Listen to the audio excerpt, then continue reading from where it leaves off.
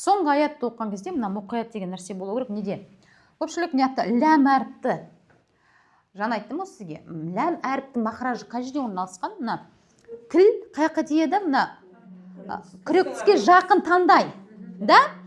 Сол жерде нун қасына ро әріпті орналасқан. Бірақ қараңыз, біз тұншықтық қой. Мысалы, шадид. Әл деген кезде не болды? Екі қаптал ашылады. Инхироф деген мәселе, байния деген сипаты бар. Әл деген кезде қараңыз, минәлі болмайды. Дыбысты бірінші тоқтатта, сосын тіл аласыз. Минәл.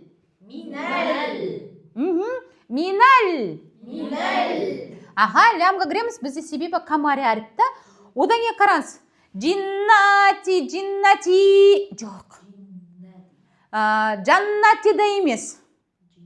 Джиннати. Нун әріп. Қараңыз, бізде мынаяқта екі нун шадыми келіп тұр. Көпшілік қандай қате жасайды? Сифат тұрғысынан. Бірінші нунды ұстайды, екінші ұстамайды. Немесе екінші ұстайды, бірінші ұстамайды. Қате. Минал джиннати ваннас. Жоқ жерде пайда болған сукун, ол арт сукун. Оның алдына мәт әріп келді ма?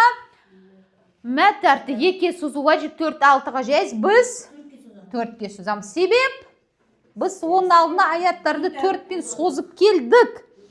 Енді қарамыз. Лямды не істейміз? Кіреміз ғой, камари болды да, одан кейін қараңыз. Тамарбута. Егер аят бітсе, ол хә болады. Аяттың ішіне ол тә болып оқылады. Минал джиннати ван. Қараңыз, мен не істеп жатырмын? Джиннати ваннас. Нет.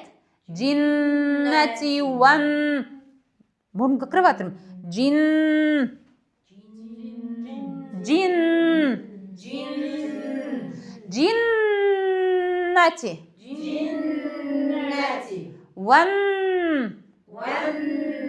Ваннас.